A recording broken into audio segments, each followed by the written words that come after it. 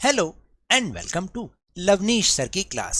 This is Directorate of Education GNCT of Delhi's worksheet number 34, and it is only for class 6 students. It has taken from the subject social science, and we will learn and understand the topic types of government in this worksheet. So students, आज की इस worksheet में हम discuss करने वाले हैं types of government को, यानी जिस टॉपिक पर आज हम डिस्कशन करेंगे ना, वो टॉपिक है टाइप्स ऑफ गवर्नमेंट, यानी गवर्नमेंट कितनी तरीके की होती है. So without wasting our time, let's start and understand with me. As you have read in the previous worksheet that rules have to be drafted for all the people in any country so as to live in harmony. जैसा कि हमने पिछली worksheet में ये जाना था कि सभी लोग एक साथ एक देश में सभी लोग आराम से रह सकें, इसके लिए हमें कुछ रूल्स बनाने पड़ते हैं. These rules are called laws of any country. इन्हीं रूल्स को, इन्हीं नियमों को हम कानून कहते हैं, which are different in different countries, जो कि अलग अलग कंट्रीज में, अलग अलग देशों में अलग अलग ढंग से बनाए जाते हैं. In any country, it is the responsibility of the government to make laws and get them implemented. देखिए, ये जिम्मेदारी सरकार की होती है कि कानून बनाए और उन कानूनों को लागू करे, उनका पालन करवाए. ये सारी की सारी जिम्मेदारी किसकी है? सरकार की जिम्मेदारी है. Now will discuss about the types of government, कि कौन कौन से टाइप्स होते हैं. जो फर्स्ट टाइप है उसको अब हम एक बार देख लेते हैं. In a nation where the people elect their representatives और leaders through elections and then elected representatives together form the government. देखिए, एक ऐसा देश जहां पर लोग अपनी मर्जी से अपने प्रतिनिधियों, रिप्रेजेंटेटिव्स या जो लीडर्स होते हैं ना, नेता, उनको इलेक्ट करती है, उन्हें चुनती है, और बाद में यही इलेक्टेड रिप्रेजेंटेटिव्स मिलकर गवर्नमेंट को फॉर्म करते हैं इस तरीके से. तो such a government is called a democratic government. इस तरीके की जो गवर्नमेंट होती है उसको हम क्या कहते हैं? उसे हम डेमोक्रेटिक गवर्नमेंट कहते हैं, और इस पूरे सिस्टम को हम कहते हैं डेमोक्रेसी, यानी कि द रूल ऑफ पीपल, जनता का राज. क्योंकि भाई, चुना किसने, इलेक्ट किसने किया? जनता ने किया, अपनी चॉइस से किया.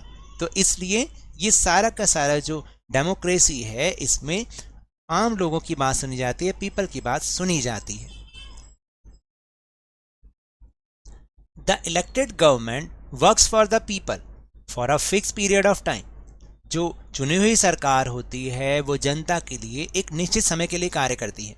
People can seek information and ask questions about the work done by the government. यानी सरकार के द्वारा किए गए कार्यों के बारे में जनता जानकारी भी ले सकती है इसमें, और सरकार से अपने रिप्रेजेंटेटिव्स के थ्रू क्वेश्चन भी पूछ सकती है. To perform these functions the government has some authority in the form of powers. और अपने इन सभी कार्यों को करने के लिए गवर्नमेंट के पास कुछ पावर्स होती हैं. In order to coordinate among the people of the country, the government makes rules और laws which are in writing. अब जनता के बीच में समन्वय लाने के लिए, उनमें कोऑर्डिनेशन करने के लिए गवर्नमेंट क्या करती है? रूल्स बनाती है, लॉज बनाती है, जो कि इन राइटिंग में, रिटन फॉर्म में होते हैं, याद रखना. These laws apply equally to all people. और ये सभी लोगों को इक्वली मानने पड़ते हैं, और ये सभी लोगों पर इक्वली इम्प्लीमेंट भी किए जाते हैं. Now we'll discuss another type of the government, which is monarchy. देख रहे हैं ना, यहाँ पर एक किंग है. अब ये किंग क्या करते हैं? Let's see. In a country where the government is not elected jointly by the people, the right to make all the decisions in the form of the government lies with only one person called the king or queen. यानी एक ऐसी country जहाँ पर government को elect नहीं किया जाता, बल्कि सभी फैसले लेने का निर्णय, जो कि भाई गवर्नमेंट बनानी है कैसी क्या है, मतलब जो भी गवर्नमेंट के सारे डिसीजंस होते हैं, उन सब का अधिकार, उन फैसले लेने का अधिकार सिर्फ एक ही व्यक्ति के पास होता है, जिसे राजा या फिर रानी कहा जाता है. द किंग और queen chooses the next king और queen from amongst his son and daughter और by any person of his own free will.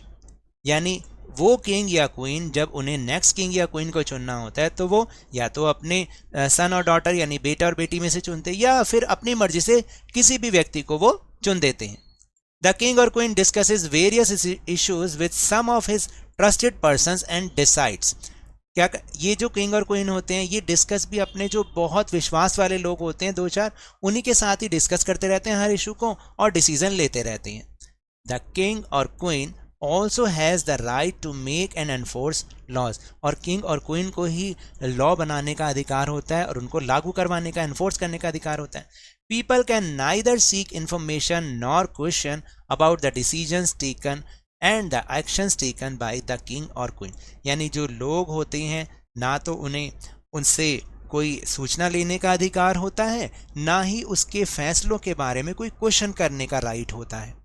जैसे कि फॉर एग्जांपल आपने नॉर्थ कोरिया देखा है, क्या वहाँ पर नॉर्थ कोरिया के बारे में सुना भी होगा, वहाँ पर डेमोक्रेसी नहीं है बल्कि वहाँ पर डिक्टेटरशिप है। वहाँ के जो डिक्टेटर है मिस्टर किम जोंग, अगर वो कोई काम करते हैं तो वहाँ के लोग उनसे कोई क्वेश्चन नहीं कर सकते हैं। तो यही होता है मोनार्की या फिर dictatorship. The government of such a country is called a monarchy, और इस प्रकार की गवर्नमेंट जो किसी कंट्री में होती है उसको मोनार्की यानी कि राजतंत्र कहते हैं। ऊपर वाले को डेमोक्रेसी लोकतंत्र जिसमें द रूल ऑफ पीपल होता है, नीचे वाला जो अभी हमने समझा वो है monarchy the rule of king. Now will move on easy question answers. Question is which government would you prefer in your country, democracy और मोनार्की? Give any 2 reasons. आप अपनी कंट्री में किस प्रकार की गवर्नमेंट चाहेंगे, डेमोक्रेसी या मोनार्की? आपको इसके लिए 2 रीजंस भी देने पड़ेंगे। इन माई ओपिनियन जो मैं सोचता हूँ वो मैंने यहाँ लिखा है, अगर आप जो सोचते हैं आप वो भी लिख सकते हैं। क्या लिख सकते हैं? आई विल प्रेफर, गिव नहीं आएगा, गिव आएगा तो प्रेफरेंस आएगा, नहीं तो I will prefer to democratic government for my country, यानी मैं अपनी कंट्री के लिए डेमोक्रेटिक गवर्नमेंट चाहूंगा। क्यों चाहूंगा? बिकॉज फर्स्ट रीजन तो है इन डेमोक्रेसी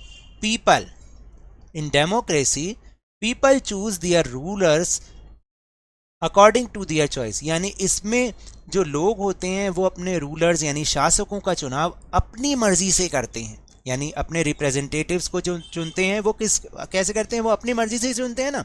और सेकंड है people can seek information and ask questions about the work done by the government, और इसमें जो जनता सरकार द्वारा किए गए कार्यों के बारे में इंफॉर्मेशन भी ले सकती है और उनसे क्वेश्चन भी कर सकती है। ये फायदा होता है डेमोक्रेटिक गवर्नमेंट का, क्योंकि वो तो रूल ऑफ पीपल होता है।